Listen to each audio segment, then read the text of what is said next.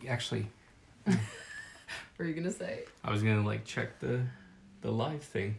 I was going to check the internet strength because it's been having issues. I think we're good. Hi. We're ready for bed. I just got out of the shower, so sorry about this. Sorry if I stink. I haven't showered yet after my workout. Hope you guys can understand. I might smell. It's me. It's just me. Yeah, I know. But smell-o-vision. All right, so I said we would get on live, and I just threw this one on Michael like 5 minutes ago. And I made him go downstairs and get my tripod. So I'm wearing my glasses that she loves. Yeah, he doesn't even have to wear glasses anymore. What? They're blue. They're the blue lenses blue for light the blocking. This iPhone's gonna ruin my eyes. So. And my eyesight just gets worse, but I could never go get that surgery because I can't let people touch my eyeballs or watch anyone touch anyone's eyeballs. Yeah. No. I actually like the glasses better. Okay, we'll put them on. All right, so we went to Tony Robbins this last weekend, and we went originally because when I was feeling like a little bit depressed, I was like, I need a way to get out of this. And I know that Tony does NLP, which is neuro-linguistic processing. And I know a little bit about that because I have some friends that are into it. And I've heard really great things about him, that he can really make you change in an instant. And that's what he studies, is change in human beings in an instant. So we went with not very many expectations. I went in as a skeptic. Yeah, he was not like... I like him. I thought he has a lot of results. I mean, he has a lot of positive results out there. Even his reviews were great, but it's hard. And I think as men, like I was telling Lindsay in the middle of this, and sorry if you can't take me seriously with these glasses on, but they're my glasses. But with men, are for me personally, is I put up roadblock, walls, dark hole I jump in, and then there's another roadblock, and so it's like I'm just not open to like getting into the dirty, messy, painful stuff.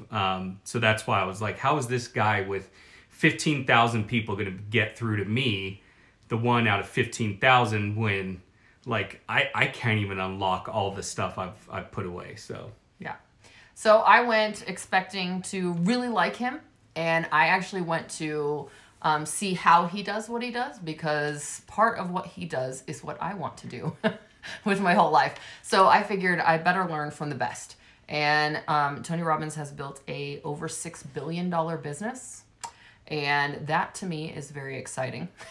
The dude has his own plane he could take from like Florida to Australia. So yeah, that's like... I would love to have my own plane to take me to Australia. So that's why we went. And we have a good marriage, and we have a great marriage. I'll say we have a great marriage where we communicate regularly. We talk regularly. We have the same dreams and goals for our family. We raise kids in the same way. But we want an outstanding marriage. Totally. I want the kind of marriage that is unshakable, as you said the other day. I said that on the plane. It was like... every once in a while I get this like spark of like genius, and I just I jumped all over it. So that's another reason we went, was just to communicate and understand each other a little bit better. I think that the Enneagram was really good for us in understanding this is why he makes the decisions he makes. It's not because he's trying to annoy me or because he's trying to hurt me or undermine me. It's because this is what he needs in order to fulfill his needs, right? And he's a 6 on the Enneagram, like all 6, and they basically wrote it for me. So often those two can clash, and if you're not careful, it can definitely ruin a relationship. We work hard at ours. We do work hard at our marriage. It's not good because we don't try. It's good because we do try. Totally. So anyway, so that's why we went. And I really wasn't sure what to expect. I knew that there was going to be over 10,000 people there. It turned out there were 15,000 people there. It was a gigantic room.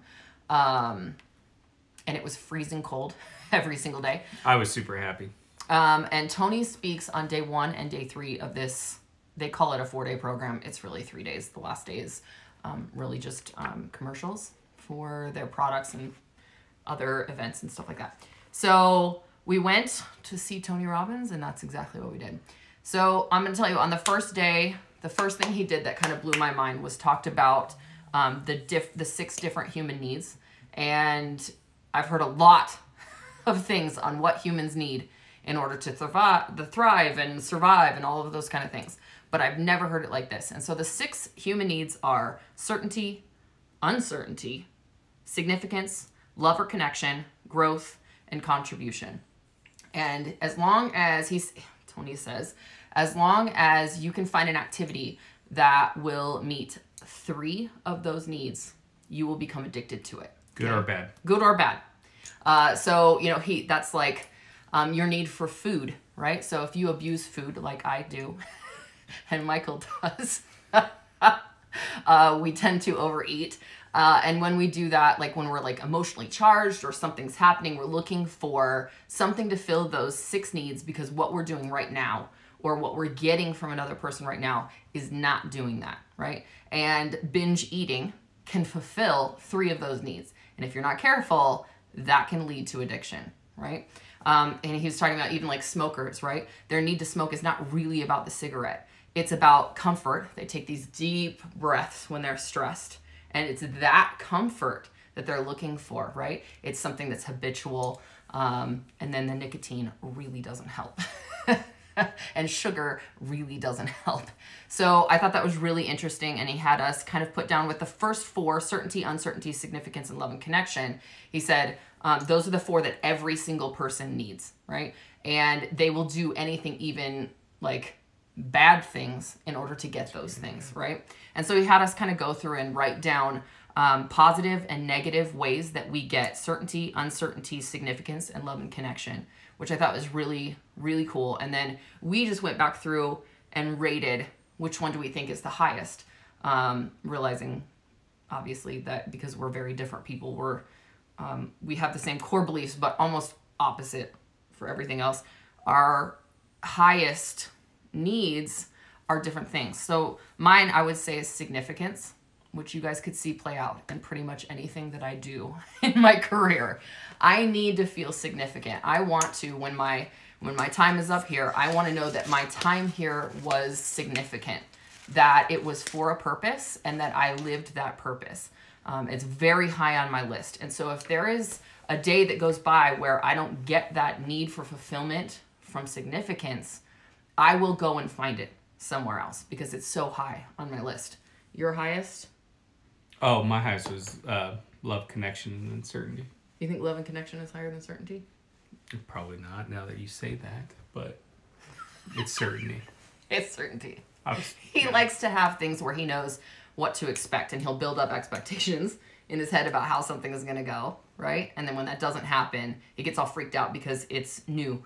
I notice that we tend to fight a lot during times of change, or when we're doing something new or a project. Projects. Moving crown is like molding. The worst.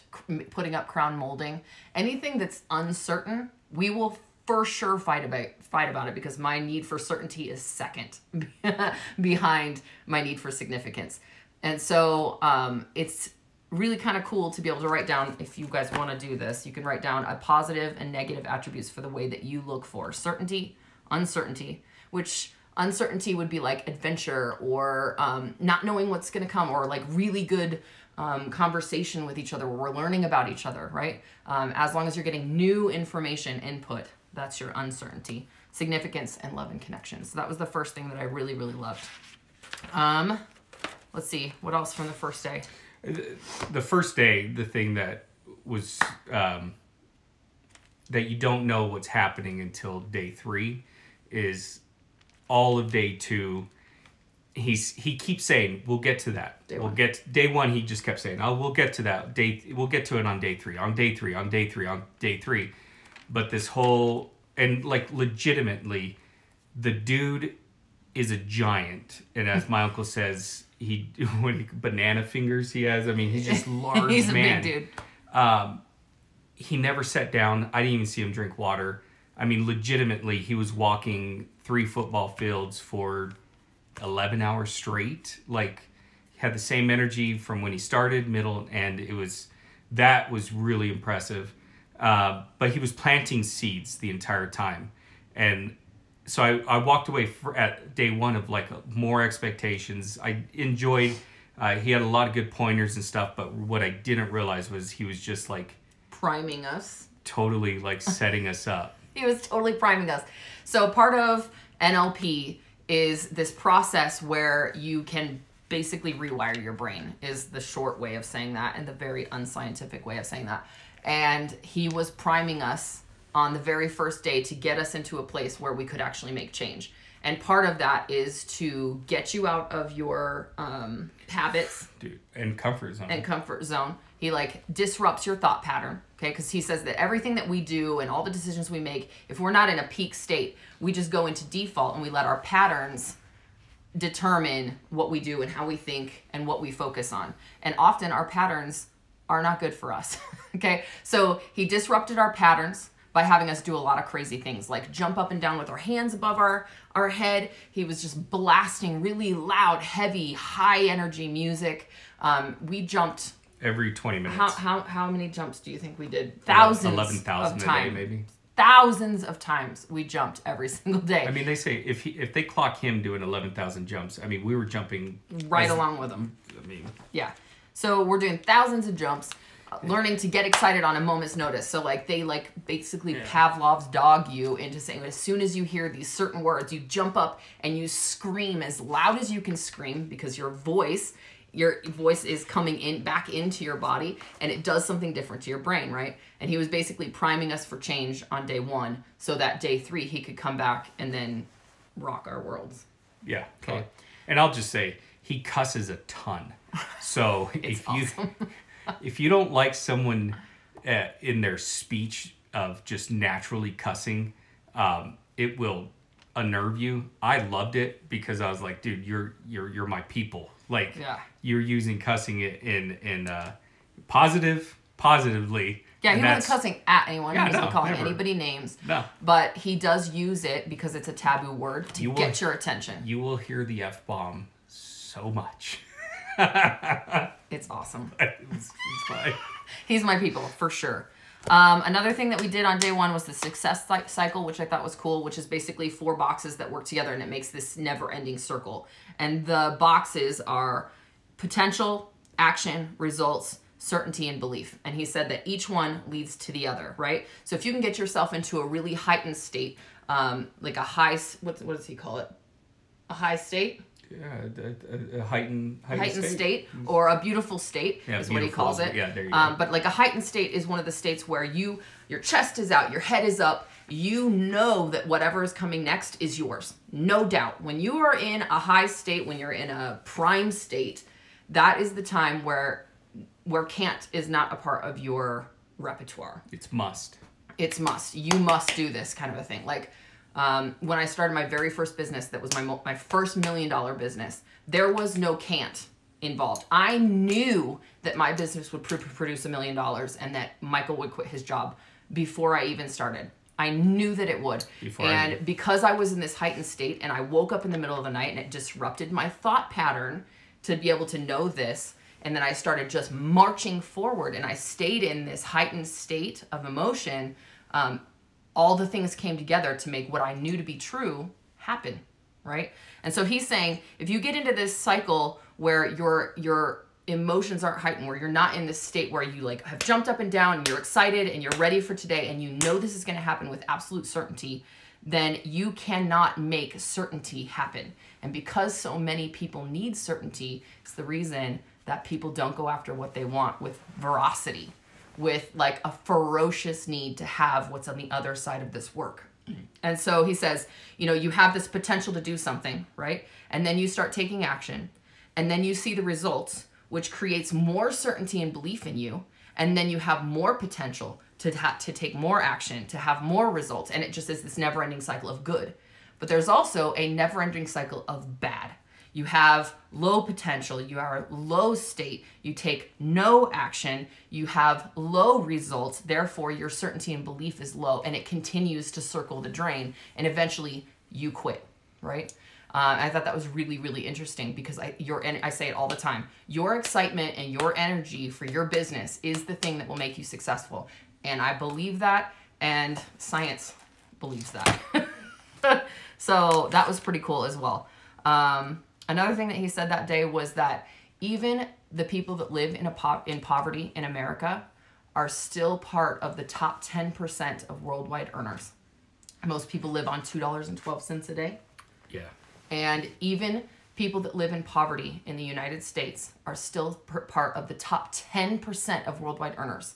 So we have no reason to think that we have no potential. We have the greatest potential of anyone. The problem is we focus on the things that aren't right rather than the things we're grateful for, and that puts us in a low state rather than a state where we know that we can achieve more because we've already been given so much, right? God already took care of this part over here. Now it's time for us to use that to our advantage. And so many of us are caught up in what we don't have and what's not provided for us, and we're the victim of our own story, that we never actually use what we've been given here to use that advantage for us to be more successful in business or in our lives or financially, whatever, right?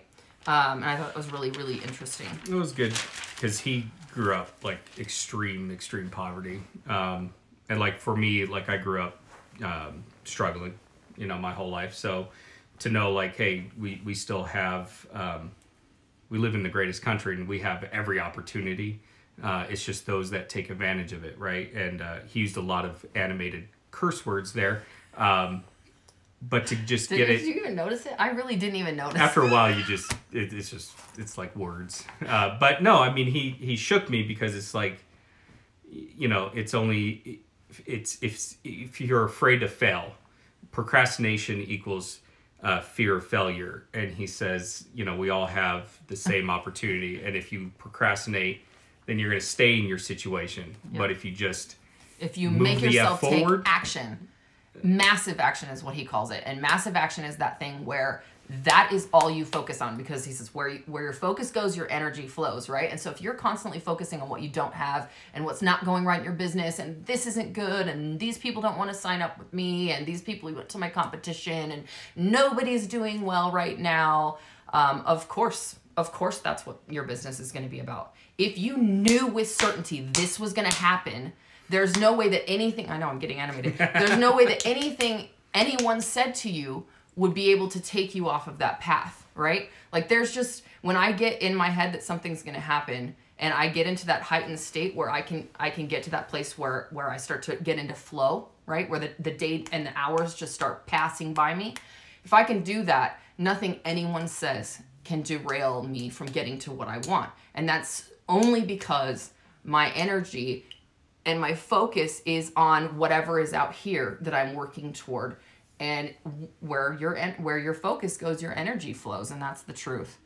Another thing he said that day that I thought was super cool was the 3 keys to master something. A lot of people think that it's super complicated, and it's super not. So he says the first one, number 1, is cognitive mastery. So you understand something. Knowing is not enough. You have to fully understand something. So that's step 1. Step 2 is emotional mastery. That means you feel that thing. You feel it on the inside. You have an emotional connection to that thing. You link emotional consequences to that thing, right? If I don't do this, the emotional consequence is bad enough that I'm definitely going to do it, kind of a thing. And then the final one is, the third is physical mastery. It means you do it constantly. So he says that basically what he's doing is teaching us how to train our brain, our mind, to get us to where we want to go. And that comes from doing it over and over again. Repetition, repetition, repetition. You embody it. It is you. This thing that you want is you. It's in you. It's already done, right? You believe it's already done before it is, kind of a thing. I thought that was super cool. Anything else that day besides the... that he was preparing us for complete and total mind... Yeah.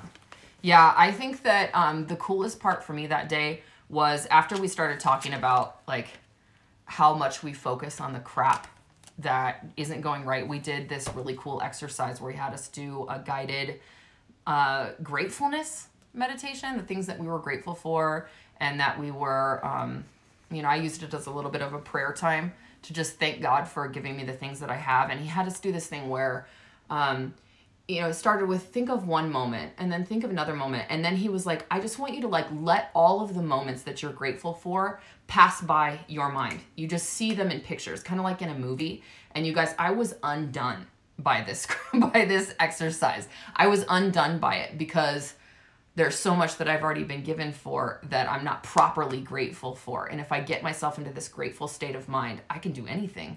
Right. And I was just thinking of all of these like moments and pictures in my mind of like my twins being together for the first time. And then my kids meeting, my twins meeting my youngest daughter, getting married to Michael, spending time with my mom, quilting before she died. Like, and all of these moments started passing by me like the end of a movie. And it was just like so powerful. And it put me in the most sustained, longest period of a heightened state that I was in all weekend was after we do these gratefulness exercises. And so I've started doing them at home. It's like a guided meditation basically that he does, and you can find it on YouTube. He does a guided meditation for it. But I thought it was super cool. And then I just started writing those things down in my gratitude journal this morning. And that was a really cool exercise. Okay, so day 2, they had a neuropsychologist come and talk to us. He was awesome. All day. He was great. No joke. They don't do breaks. No breaks for lunch. No breaks for food. No breaks for dinner. I mean, you're lining up no breaks. 8 a.m. and you're walking out 10, 11. Like at one point, I started to get a little bit hangry, and I was like, I have to go out and get something. And Melissa Kohler and I stood in line for a pretzel for 45 minutes. A pretzel. It was terrible. And then I had to do like work with other people. Yeah, and that was like totally not what I went into this saying, I will sit in the middle of you and Melissa because I heard they make you do like give other people massages and stuff. And I love people. I don't want to touch other people. And I don't want other people touching me. And I don't want to be vulnerable with other people. And then they dance a lot. I don't dance. And so now I have to dance in front of all these people, including my wife. Like, I don't know, man. But they left me, and then I had to work with, like, 2 other people on, like, a very, like, sensitive subject. Yeah. And it was, I worked through it, and I had fun, and I'm a better person for it. I'm still nervous. Here was one other thing that we did on day 1. There was a lot of groundwork laid on day 1, so we won't have as much for any of the other days. But one other thing that he said in day 1 is what shapes your decisions in your current state. And there's 3 things that shape your decisions in your current state. So if you can get these 3 things into a heightened state of emotion, you can achieve anything. And he says they are, number 1, your physiology, your physical body. What's your physical body look like, right? If you were sad and depressed, it would look like this. If you were confident and ready, it looks like this, right? He says you want your chest up, your chin up, so that your chest, your heart, your soul, there's a direct line from your heart and your soul up to your creator, right? And imagine that your heart and soul, your creator is pulling you forward when you are in a heightened state, when you're in a good state, right? And when you're not, we retract inwards, and it looks like this. Which we're totally retracted because we're like sitting in our bed that's sitting like in a really sinking soft down. So, and I thought that was really interesting. So it's always about your physiology. Number 2 is your focus. What are you focusing on? What are you thinking about? Are you focusing on things you're grateful for? Or are you thinking about the things that are not going right in your life? And for 99% of it, it's all of the shit that's not going right. Hopefully your kids are in bed. Sorry. Gosh, Tony. And 3 is your language. What is your language saying? Are you using the right kind of language to get yourself where you want to go? So I thought that was super, super interesting. You? Dude, I mean, he was blowing my mind left and right. Okay. So that was day 1. I have like 10 pages of notes that I could walk you through, but really, really powerful day 1. He's just an amazing speaker, and he does not stop because I'm pretty sure he's a cyborg. Okay, day 2, we had another teacher. He was great. Funny. His number 2 guy. And he taught us how to shake our ass. Shake that ass is what he says. Mm-hmm. His legacy, he said, is a thing called astitude. And he says that he has studied the way that your mind and your brain react when you move your ass and your hip flexors. So literally, dude, it's legit. dancing, doing this kind of motion where you move your ass and you move your hip flexors gets you into the proper state to be able to make lasting change and to make it like this. Because what they're saying is change doesn't happen over a sustained amount of time. Someone doesn't just decide, maybe I'll start working out and then forever keep a supermodel's body, right? They make the decision that they make the decision that today they've had enough of feeling fat and feeling disgusting and like fulfilling themselves with food, that they will no longer take that. And today is the day it changes. It changes in an instant and not over a sustained period of time. In order to get yourself to that place where you can make that change, there has to be a heightened state of emotion. You have to decide that the consequences of staying are worse than the consequences of how much work it's going to be to get there. And then you constantly take massive action over and over and over again. It's like a muscle. You work your muscle, right? His actual quote on that is laser effing focus. So yeah, that. Okay, day 2 we learned the ultimate success formula, which is in order to be successful, here's your formula, right? Number 1, to know your outcome. What do your eyes see? That's where you're going to go, right? So they're talking about this, the idea that what you're looking at is where you're going to go to. And they use this metaphor about like driving down a road and somehow there'll be a pole, like a light pole, every 100 yards, right? To light the road. And no matter what, even though there's not a lot of traffic, there's not a lot of people that go through there, at one point, somehow, with all of the 100 yards, a football field between all of these poles, people will still run into the pole. And that's because when they get into a situation where they lose a little bit of control of their car, it puts them into a heightened state of emotion. And what they're looking at is what they want to avoid. And therefore, what they do is drive straight into the pole. Right? And so he was talking about how he did this racing course. He went up to like learn how to do racing from a friend of his who's a professional race car driver. And he put him into a car that spins on purpose. It's called a spin car. And if you ever do racing, they could put you in a spin car so you can learn how to, under pressure, right your car, right? Or get it onto the right track again.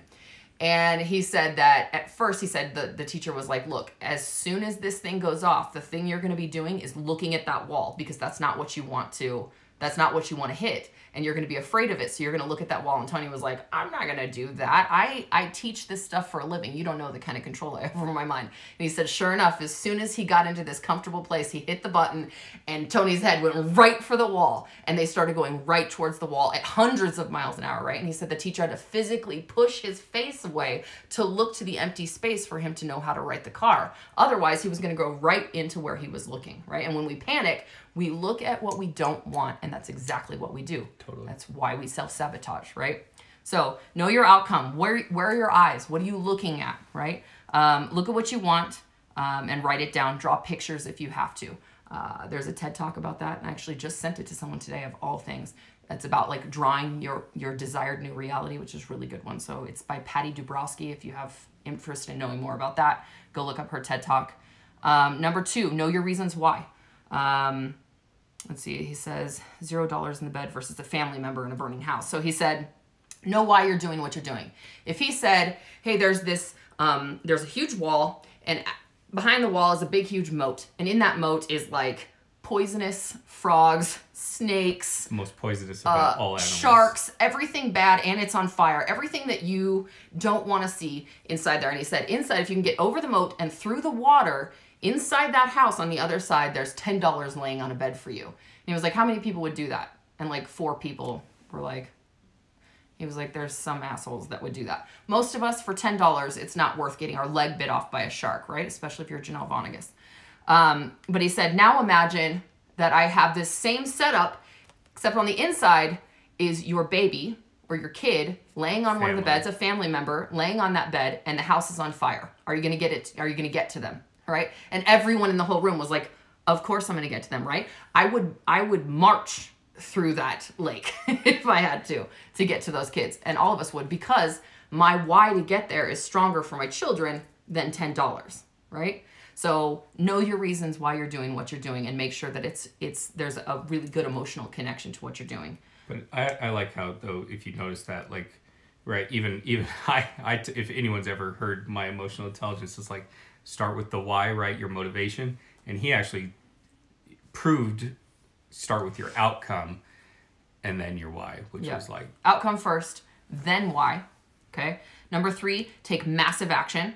That's action over and over and over again. So this is not one of those things where you just decide, hey, I really would like to make this amount of money, and then you just put it into the universe and hope that the universe makes it so. Nope, you put it into the universe. This is what I'm looking at. And then you take massive action over and over and over again until you make that thing happen. It's not going to happen for you. None of us are entitled to anything. You must make it happen. Number 4, notice what you're getting. So do temperature checks along the way. What are you getting? That way you can correct course. If what you're getting is not something that you like, you correct course and change your mind, which is number 5, change your approach. So if what you're getting is not what you want, you have to change your approach over and over again. You don't quit, you change your approach to what you're doing. If what you're doing is not working, change your approach. Not after 2 days. Yeah. Not after a month. You must give what you're trying some time to get done, okay? A track record. So that would be the time to find a coach if you need a coach. And then number 6 is to praise yourself. I talk about this a lot too. This is the reason that I started the Boss Up Box, was to give each other and ourselves praise, because we don't do this enough, right? Pat ourselves on the back. They walked us through different ways to give yourselves praise. And he was even like, you need to like give yourself a pat on the back or tell yourself you did a good job for everything, even taking a crap. He was like, next time you go to the bathroom, tell yourself, good job, right? Or you do like this golden goddess thing that Melissa Kohler and I did a couple times, which is when you walk through, a door opens, you walk through and you go, right? I naturally do it all the time. So. The golden goddess, where you bow for walking into a store. And it's for nothing other than praising yourself and feeling good right now, because that feel good, that praise, that celebration is what anchors the changes that you're making. We need that praise in order to continue forward. As juvenile as it sounds, you need to praise yourself more. Praise other people, praise yourself. So that was pretty good. They said that on this day we talked a little bit about leverage.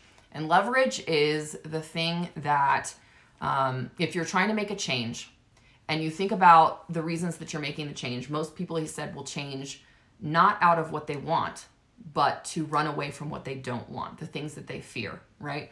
And so if you are trying to make a change, the best thing you can do is get some leverage on yourself. So for me, if I want to lose weight, I need to have some leverage on myself in order to get me to continually take action on this. I want to work out. I'm going to work out 4 times a week, let's say.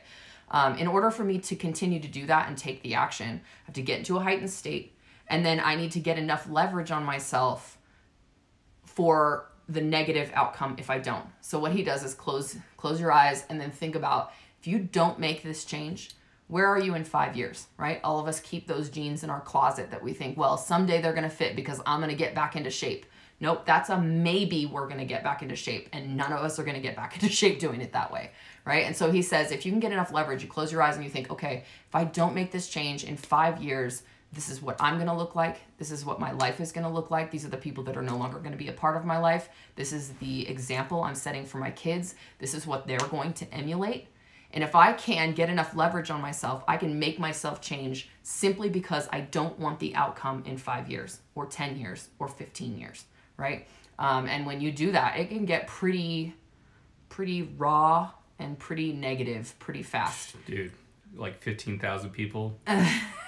Like to the point like where the Blair Witch Project in there of like horror screams. Like, yeah, we will get to that point in just a second. But the leverage I thought was a super cool thing. So if there's something you need to change, you need to write down all the leverage you have on yourself about why you need to change. And those are the things that will propel you to actually take the action. Get yourself into a heightened state, figure out this is why you must do this, and then you take massive action. There was random stuff that day. A lot of this I thought was super scientific. We did the what do you love, what do you hate, what are you passionate about, what do you want exercise, which I thought was pretty cool. Again, this is all priming us for letting go of our limiting beliefs, which is part of the NLP thing. Let's see what else. Oh, jumping and shaking your ass are also ways that you can praise yourself. simply by shaking your ass, that's a good time, right? It's going to put you into a happier state. I don't know about you, but when I dance around, I feel so much better. When I got my girlfriends around and we dance around, I've never felt better. And that is scientific. That's science. So that's pretty cool. And I do dance, just not in front of anybody. I dance before I work out by myself. But now, since I've been back, I did see you dance. I danced with the family last night. This morning, I took the girls and we danced before they started school. And then we danced before bed tonight. There you go. Okay. Day 3, what they call Transformation Day. And really, I'll tell you, the only thing that I remember from this whole day was the exercise on limiting beliefs. They basically had us take and decide where we were on a scale of 1 to 10 for these 7 different areas. Your physical body, emotions and meaning, relationships, time, career, work or mission, finances, and then celebration, continue, spiritual. Where are you in all of these things? And we all went and rated ourselves from 1 to 10 on all of these things and filled in what you're thinking. Like, I'll actually show you mine if you guys want to see it. Here it is, the wheel of life, right? Like you can see, I obviously don't work out. Okay, this is my lowest one. This is my physical body. This is how happy I am with my physical body, y'all. But this is how happy I am with my finances, and this is how happy I am with my work. Here's the rest. I've got my time, I'm at a 5, relationships, emotions, and meaning, all at 5, celebration, that's at a 4. I don't do very good at celebrating stuff when stuff goes really well. So this basically shows you at a glance where you're at. And I thought that was pretty He cool. just said, is your will...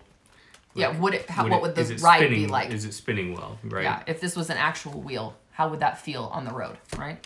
Terrible, obviously. Mm-hmm. And then we did this thing where we took our top 3 limiting beliefs. I wrote down 1,000,001 of them. For real, I did. I wrote down a ton. I wrote down all of these plus all of these. My limiting beliefs. And then they had us do this exercise where we got enough leverage on ourselves, and then he had us close our eyes and did this thing. Once he got us into peak state, we were jumping around all morning, all day, just like my heart was beating out of my chest. We were jumping around so much. Legit did not sit down. Yeah, and they had us stand for 6, almost 7 hours straight that day, because none of this can be done on your when you're sitting down, because it cuts off the blood flow, right? So everything is done standing up, which I think is pretty cool. I didn't even notice the time went by like this. It was 7 p.m. and I looked down at the clock and I was like, holy crap, it's 7 p.m. He came out at 9 a.m. 9 a.m. It was 7 p.m. when he was finally done. But they walked us through this thing where they had all of us close our eyes, and then we like basically piled on the pain of not changing our limiting beliefs over and over again. And then they had us make the sound of what that pain felt like. And it was Blair Witch Project-ish in that room. A lot of people left at this time. We noticed that about, I would say maybe a third, maybe a little less, maybe a fourth of the people left during this exercise. They had all the kids leave the room during this time because it's kind of creepy to hear people screaming out in pain. But you get into the mind and you just feel, he's like, okay, I want you to feel 5 years of this pain. What have you done? Now I want you to feel 10 years of this pain. What have you done? What do you look like? How do you feel? What are you doing, right? And I eventually got to the place where I saw myself in a grave and I saw my kids mourning me. And there is nothing that will move you to action like that idea right there. So that was really that day. He did that. It was 12 minutes straight, pitch black in there, and the questions were coming rapid fire. So he wasn't talking slowly, saying, what does it look like? No, he was asking, in 12 minutes, he probably asked 1,200 questions. Like, yeah, it was a lot. Just peppering, because so then you can't think and your brain's just firing. And you just get into your mind's eye, and you start seeing all of these things and seeing what I look like when I'm massively overweight and I don't want to see other people, and I'm sitting in my bed at home and my husband has left me and I have nothing, or I eventually kill myself, because one of my limiting beliefs is that I'm going to die in my 50s. As hard as that is to say, my belief is that my mother's life expectancy is my life expectancy. And that's really hard. because of that, I figure, well, I don't need to go work out because I only have another 13 or so years to live. So who cares? I might as well enjoy this cake, right? And really, that's just me acting like a child, because I'm staring and my focus is going to where I want on this. Like, I'm going to die at 53. And I'll tell you what, I will die at 53 if I continue to believe that that's going to happen, right? Because I'm focusing on where I'm going and where I think I'm going. And my brain and my mind and my body will make that so. And my choices will make that so if I'm not really careful, right? So that's one of my limiting beliefs. My next one is that I'm not enough to be the level of success that I desire, because I want massive success. I want like crazy out there. I don't even want to say it out loud because you guys will be like, whoa, maybe you want to take things one thing at a time. And I believed in my heart that I'm not worthy of that kind of massive success. I'm not worthy of that kind of thing. And then my third one was that, people don't take me seriously and don't want to work with me, that I'm hard to work with. And that was another thing that I had to overcome, because I've been told, you have a really strong personality. I'm intimidated by you. And because my success is new within the last 5-6 years, that people aren't lining up to work with me because most people don't know who I am, right? But the truth is, the minute I put the opposite of the limiting belief into the universe, I had 3 different people contact me and say, hey, I'd really like to promote your book, or hey, I'd really like to be a part of this, which I think is super powerful. It was instant results for me. And we basically came up with the opposite of that, right? Instead of saying, I'm going to live to be 53, I'm going to say, I'm going to live to be 100. I'm going to die in my bed a happy old little lady with great grandkids. Instead of, I am not enough to be the level of success I desire, I say stuff like, I am on a path that God put me on, and I will do everything I can to get everything that he has in store for me. And instead of, people don't want to work with me and don't take me seriously, I say, people are lining up to work with me.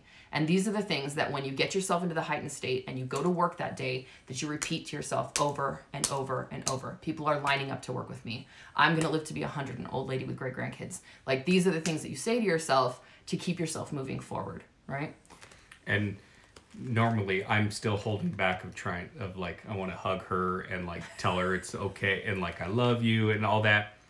Yeah. But he basically smacked me down from doing that, because he's like, all you're doing is enabling her limited beliefs. Stop doing that. And every time you do this to someone who tells you're telling them you're right. Their limiting belief, you're saying, when you don't feel good or you're limited in your belief, I'm going to give you love. And so you will continue to be the victim because you know that gives you love, right? And reassurance. So there was no touching, no reassuring, no reaching out to give somebody comfort during this exercise. Hard time. It was hard for me. Hard for him. It was really hard for me because I could hear my wife in tears and her hurting, and I wanted to tell her everything's going to be all right, and hold her. But he's like, that's terrible. Tell her to, he used a lot of explicits of, like, F that belief. Belief is bullshit, and move forward. You need to move forward. Like, knock it off. Why don't you share one of your limiting beliefs? I did all 3 of mine. You just do one. Michael is super not comfortable with being vulnerable yet, especially on the internet. How about I say the quotes that I really like? No. You only fail if you don't learn. And that was a good one. You only fail if you don't learn. We all know that. Next. All right. Everybody changes. You either change yourself or you'll let someone else change you. That was a solid one. All right. My limiting belief was I'm not good enough. I'm not good enough for anything. Like, honestly, I walk around with that. Like, I don't deserve anything positive in my life. And see, I want to hug him. But I'm not allowed to hug him. But I am enough. I am enough. The opposite statement is that was your not? I am enough? I'm enough. I'm enough. I'm enough. I'm enough. Part of this, I think, has to be self-love. I think, especially for women. Like, we have got to start loving ourselves a little bit more. And these limiting beliefs don't have to be this, like, really specific, grandiose thing. It can be something like, I just don't believe I'm smart enough. Or I just don't believe I have what what Lindsay has. I really just don't believe I have what insert fill in the blank name has. And we can change those things by getting yourself into the right state of mind, having enough leverage on yourself, and then moving forward with massive action, which is what we did.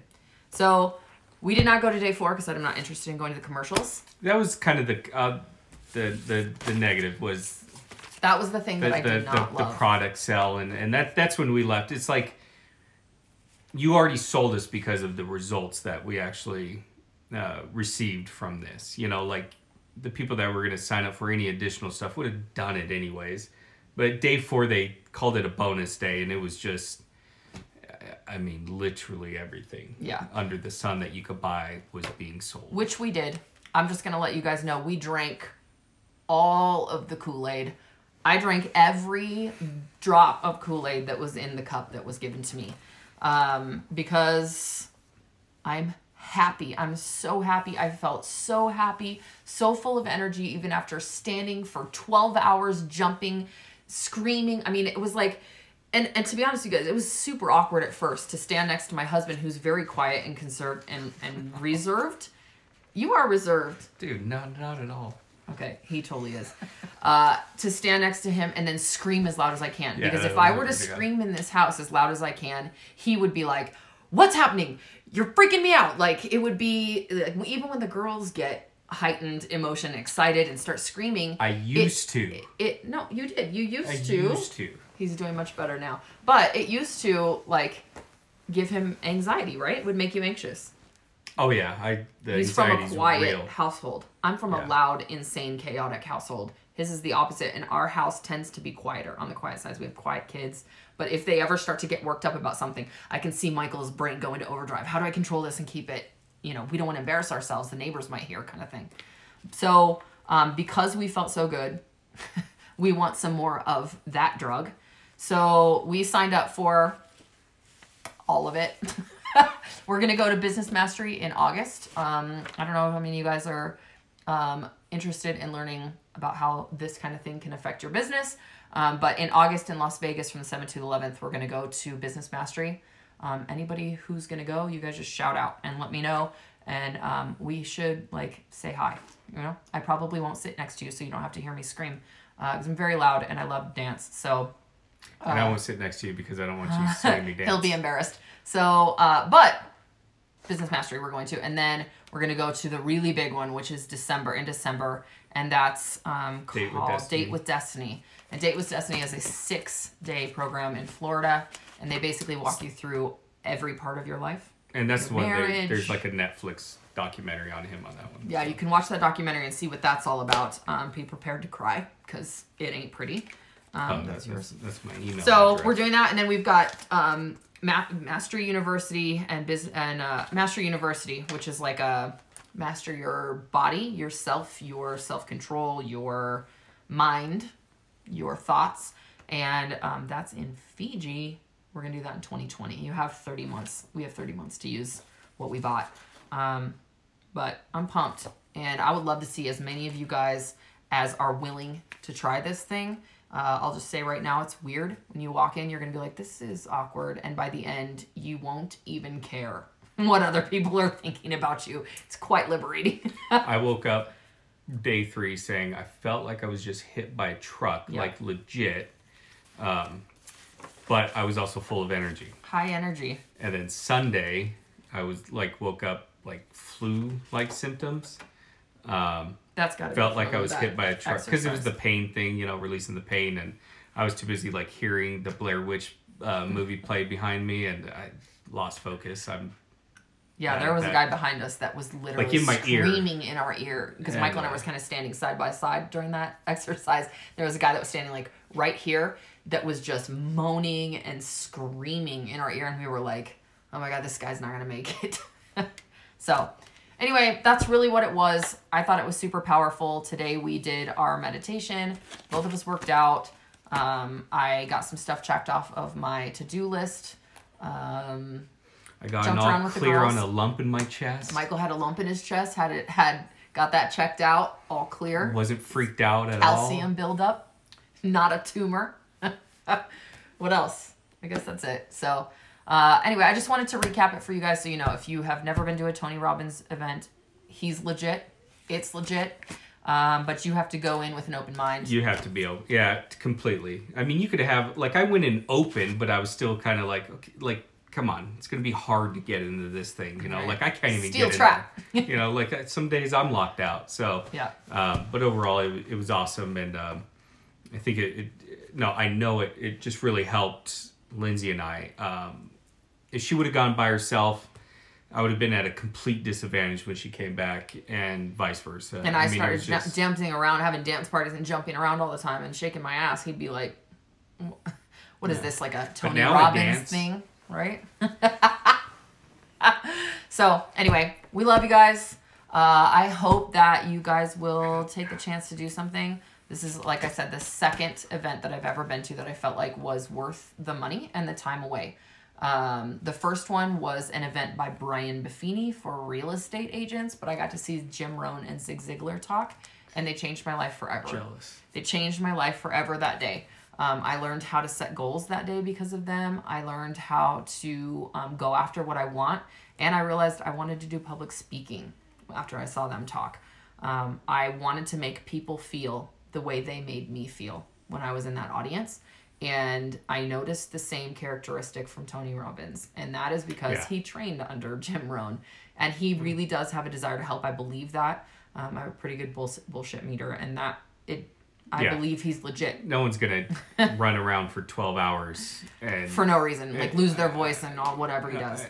Jump 11,000 times. And which, by the way, you got to look at his clap.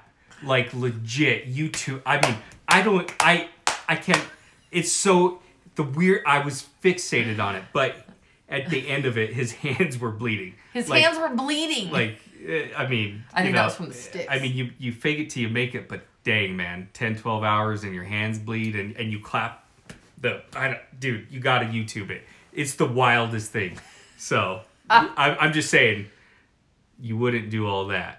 Even, yes, you got 15,000 people coming in. He could have phoned it in for an hour and a half, 2 hours, collected his money, got in his big plane back to an island he owns or whatever the heck he does. But 12 hours, gave it his all. He left nothing. And that's pretty remarkable. I've never been to I've been to so many conferences and trainings and in the corporate world, non-corporate, and no one delivered with the energy, the positivity that he did the realism, for like that he was day. straight real. That's why it's like, hey man, you deserve what you get because he puts it all in. So that's just me. All right, that's all. Just wanted to let you guys know it's awesome. And if you're gonna come to either one of these two events, I'll warn you now that they are expensive, and I think that's on purpose. Number one, it's going to be long. It's going to be a lot of information. It's going to be a lot of time. But I think it also makes you put your money where your mouth is, and you're for sure going to take it more seriously if you're paying $4,000 for a ticket versus $100 for a ticket, right? I wonder how many people haven't watched the social media takeover that bought it for $100 because the price wasn't high enough to make them do it. If that's you, you need to log in and do it right now. Yeah, because then it's going to be 1,000. No, I'm just joking. No, it's not. I'm just joking. I'm totally joking. It's not. I'm just all right. Just joking. For real, we're Bad done. Jokes. Love you. Mean it. Goodbye. Bye. My glasses are dope. Tell him, dude. Tell him you like my glasses. His glasses are awesome. I love them.